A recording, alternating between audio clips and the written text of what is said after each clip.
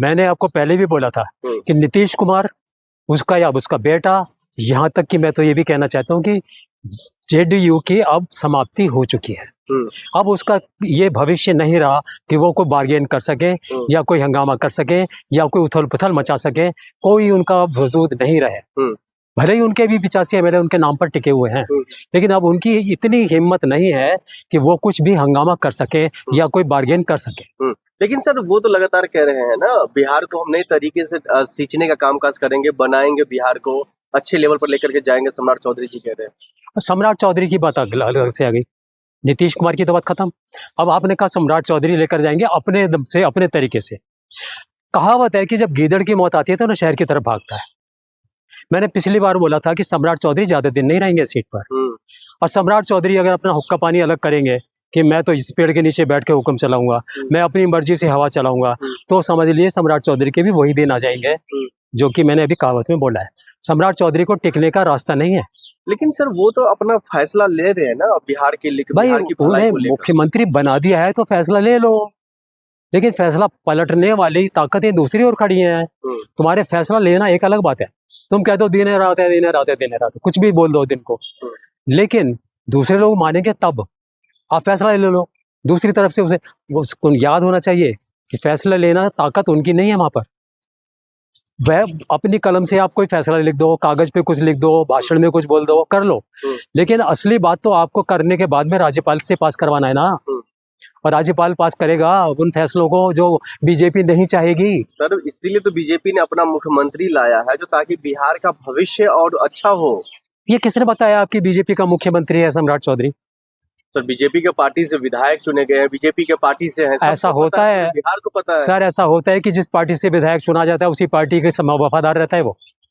ऐसा होता है, कभी भी हुआ है हिंदुस्तान में, होता रहता है, और आजकल होता है कि जिस पार्टी से विधायक चुनकर आ गए आप उसी पार्टी के गुण गाते रहोगे। उनको अपना अपना स्वार्थ लगा होता है। सम्राट चौधरी को अब ये लगता है कि मैं एक ताकत हूँ, मुझे उसको ये था भी, ये बात भी सही है कि बीजेपी सम्राट चौधरी को नहीं बनाती चीफ मिनिस्टर, लेकिन बनाया गया है किसी एक कोने के दबाव की वजह से, क्योंकि उन्हें उस टाइम जदयू को साधना था, ठीक है, लेकिन जदयू को बस फिनिश, जहां तक जदयू फिनिश होती जाएगी, जब उसका बेटा भी कुछ नहीं वजूद रख पाएगा, नीतीश का वजूद खत्म कर चुके हैं, तो सम्राट चौधरी ऑटोमेटिकली कमजोर हो जाएगा। लेकिन उनका बेटा की जहां तक की बात है, नीतीश कुमार की पार्टी की बात है, तो उसके पास तो 80 से 85 विधायक है सर, मजबूती से बिहार में अभी भी मतलब जो डंका बजा रहे हैं। फिर मैं आपको याद दिला दूं, किसी में इतना दम है वो ये कह दे कि 85 मेरे साथ हैं तो उनकी परेड करा देगा। आज गिरा देना वहां पे, सम्राट चौधरी को हटा देना। अगर उसको पसंद नहीं आ रहा तो उसका फैसला, उसको बीजेपी का फैसला पसंद नहीं आ रहा तो हटा देना, हटा सकता है, हटा सकता है। 85 एमएलए मुझे दे दो, आज बिहार को मैं बदल दूंगा बीजेपी से। अगर 85 मेरे साथ रहे तो, अगर 85 जेडीयू में इकट्ठे रहे तो, उन्हें मालूम है कि इकट्ठे नहीं है। 85 विधायक वो सब बागी है, आधे से ज्यादा तो लिख कर दे चुके हैं कि हम बागी हैं, सिर्फ दिखाना बाकी है। तो फिर ऐसे में बिहार का भविष्य क्या है?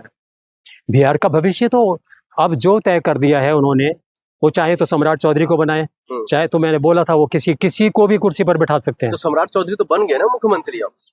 अरे तो ये कितने घंटे की बात होती है, अभी भी 1 सेकंड बाद शाम की खबर में आ सकता है कि सम्राट चौधरी नहीं रहे, मतलब मुख्यमंत्री नहीं रहे। क्यों बीजेपी मतलब ऐसे क्यों कर रही है? इसके पीछे का क्या लॉजिक है? बीजेपी तो लगातार कह रही है जो निष्पक्ष तरीके से कामकाज करेगा हम उसको कुर्सी पर बैठाएंगे। देखिए सर, जो कहते हैं क्या वही होता है, और आप बीजेपी के कैरेक्टर को अभी तक पहचाने नहीं है, अभी तक पहचाने नहीं है आप बीजेपी के कैरेक्टर को। सारे जगहों में आप घूम घूम कर देख लीजिए, चाहे वो मध्य प्रदेश हो या उत्तराखंड हो, या उत्तराखंड में तो 5 घंटे में बदल दिया था।